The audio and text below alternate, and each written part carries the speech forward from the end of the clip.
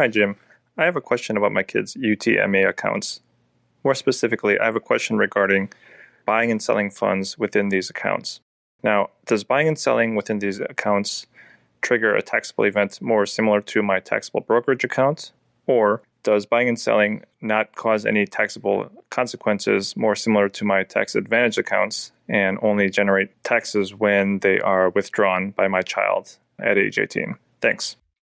Yeah, so basically, how does a UTMA account work, right? Does buying and selling trigger taxable events? Well, in reality, this is far more like your taxable account than it is a Roth account. What is a UTMA account? It's a Uniform Transfer to Minors account, or in some states, it's called a UGMA, Uniform Gift to Minors account. And what that is a taxable account for your kid. That's what it is. It's a taxable account. And so any dividends that are paid out in there, any short-term, long-term capital gains that come out of that are taxable to the kid. In fact, you can tax loss harvest and tax gain harvest in a UGMA account. However, it's a little bit different from your taxable account in that the kiddie tax can apply. Basically, the first, about $1,000 that comes out in income a year is tax-free to the kid. And the next $1,000 or so, it might be a little more than that, I'd have to look up the exact limits for this year, is taxed at their tax brackets, which are obviously very low. But beyond that, it gets taxed at your tax brackets. So unless you're investing in a very tax-efficient investment in those accounts, you don't want to have more than, say, $100,000 in there. Because beyond that, all the gains are going to be taxed at your limit anyway. It's not really a tax play beyond there.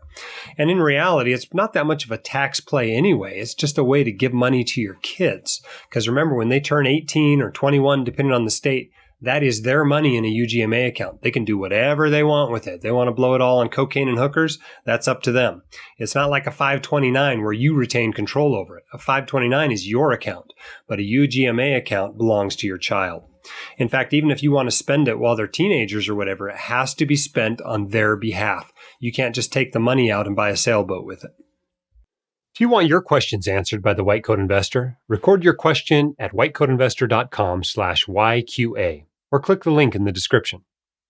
My dad, your host, Dr. Dahl, is a practicing emergency physician, blogger, author, and podcaster.